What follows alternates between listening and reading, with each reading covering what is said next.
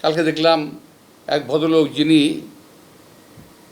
আমি নাম নিচ্ছি না, তবে আপনি বুঝে নিন, যিনি দরবেশের সালমান রহমানের টাকা খেয়ে মোটা হয়েছেন, স্বাস্থ্য ভালো করেছেন, চেহারা সুন্দর করেছেন, লম্বা লম্বা কথা বলেন বাইরে থেকে। খুব দুর্ভাগ্যজনকভাবে উনি আমার সঙ্গে কালকে বাজে কথা বলেছেন। তো বলতে থাকুক, আমি বলেছি না, কচু খেতে শুকর পড়েছে, আমি শুকরের পর্যায়ে ধরি ওনাদেরকে। তো আরেকজন আছে ফ্রান্সে, খুব আরেকজন আছে একজন ওখানে, কী বলে এটা একটা নাম, ওটা হলো কী বলে এটাকে, আমি নাকি সংস্কার মানি না। আমি বলছি ওই সংস্কার মানি না যে সংস্কারটা দেশের মানুষের প্রয়োজন নাই। আমি সে কথা বলেছি।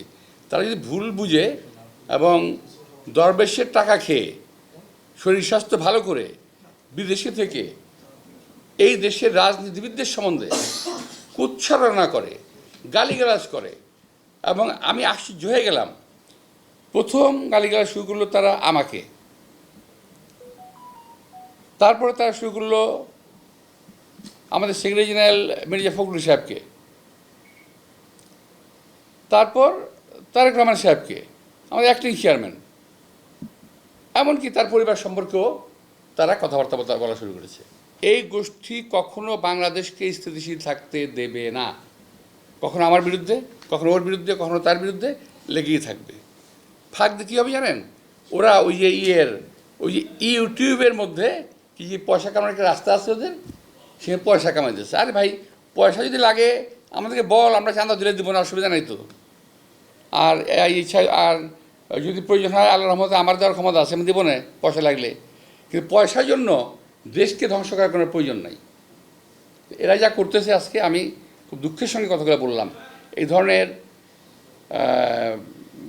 অশ্রাব্য ভাষায় আমি কথা বললাম বাধ্য হয়ে, কারণ ওরা অশ্রাব্য ভাষায় গালি দিয়েছে। তারপরে কথা আছে, আমি আর বলতে পারতাম, বললাম না, কুকুরের কাজ কুকুর করেছে, কামড় দিয়েছে পায়, আমি আর পাখিটা বলতে যাচ্ছি না। তো বন্দে আলী মিয়ার গল্প, এটা বোধহয় কবিতাটা পড়েছিলাম ছোটোবেলায়, কিছুটা ভুলটুল হতে পারে, কি জানি, কুকুরের কাজ কুকুর করেছে, কামড় দিয়েছে পায়, তাই বলে কি কুকুরকে কামড় দেওয়া মানুষের শোভা পায়? তো আমি এই কথাটাই আমার শেষ কথা ওদের বিরুদ্ধে।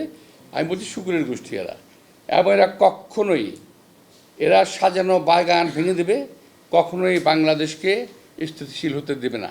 আপনারা অপেক্ষা করেন, কদিন পর তার ইউনুস সাহেবকে ধরবে, আমি এটা বলে দিচ্ছি আমি আপনাদেরকে। তো ওরা কিন্তু দেখেন, ওরা শুধু রাজনীতিবিদদের পিছনে লেগেছে, কিন্তু যারা নাকি এই যে হত্যাকাণ্ড ঘটালো, এই যে ছাত্রদের হত্যাকাণ্ডটা ঘটালো, একটা বিশাল একটা ব্যবসায়ী গ্রুপ আছে না, আপনারা দেখেন নাই 3 তারিখে, 3 তারিখে আগস্টের 3 তারিখে যারা হাসিনার সঙ্গে দেখা করেছিল, মিটিং করেছিল, এবং বিভিন্ন ভাষায় তাকে এমনভাবে কথা বলেছিল যে হাসিনা খুন করতে উৎসাহিত হয়েছিল, তাদেরকে এমনভাবে প্রভোগ করা হয়েছিল যে হাসিনাকে খুন করতে উৎসাহিত করা হয়েছে।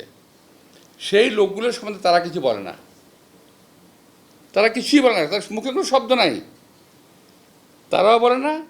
আর তাদের যারা বাংলাদেশে যাদের লেজুর ভিত্তি করতেছে, যারা, নাম বলবো না আমি, আমাদের স্নেহাসপদ, আমি এর বলছি না, আমরা বলছি না, তার যারা লেজুর ভিত্তি করতেছে, আপনারা দেখবেন যে তারা একই ভাষায় কথা বলে, ওদের টন এবং এদের টন কিন্তু মিলে যায়।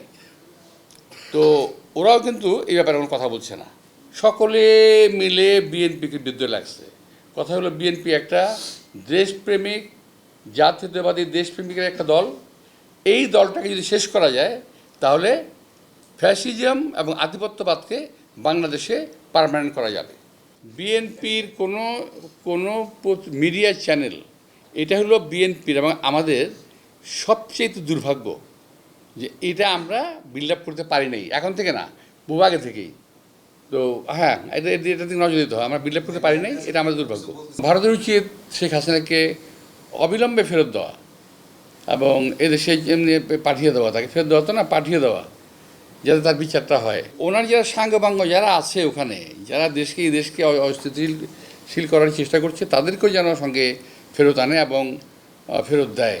যে বিএনপি কখনো সংস্কারের বিপক্ষে নয়, বিএনপি বরাবর সংস্কারের পক্ষে, একই সঙ্গে বিএনপি নির্বাচনের পক্ষে, দুটোরই প্রয়োজন আছে।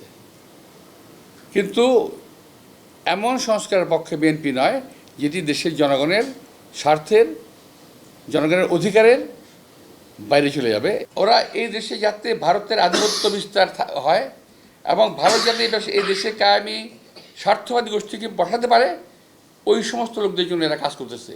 এই গ্রুপটা এবং এই শুকুরের গোষ্ঠী কখনো বাংলাদেশের কোনো সরকারকে স্থিতিশীল থাকতে দেবে না।